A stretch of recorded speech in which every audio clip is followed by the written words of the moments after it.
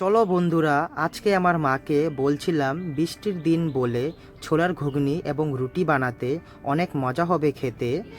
ইস, কি ভালো লাগছে, মুখে যে জল চলে আসছে। তো তোমরা ভিডিওটা দেখতে থাকো। তো আমার মা প্রথমে আলুগুলোকে ভালো করে ছুলে নিচ্ছে, পিস করে নিচ্ছে।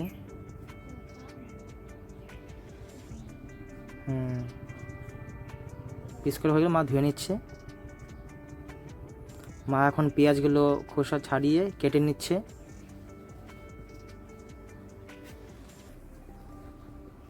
মা পেঁয়াজগুলো কেটে নিয়েছে। এখন মা ছোলাটা যে ভিজানো ছিল ওটাতে জল দিয়ে ধুয়ে নিয়েছে।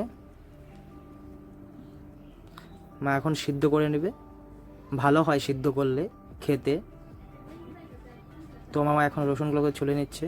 তো আমরা একটু মশলা কম খাই, তো সবাই হলো পেশেন্ট।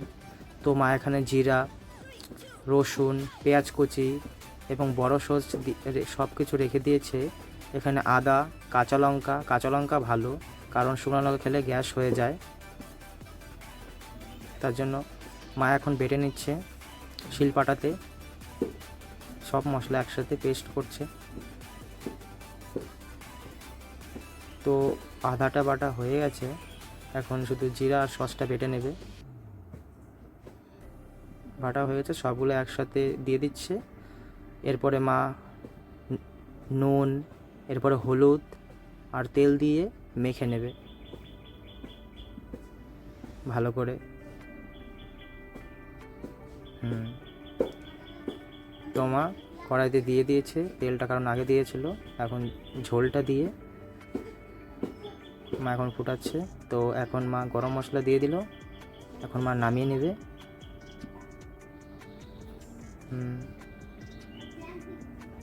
খুব ভালো। তো তোমাদের ভিডিওটা যদি ভালো লাগে, ভিডিওটা দেখতে থাকো। ভালো লাগে লাইক কমেন্ট শেয়ার করবে।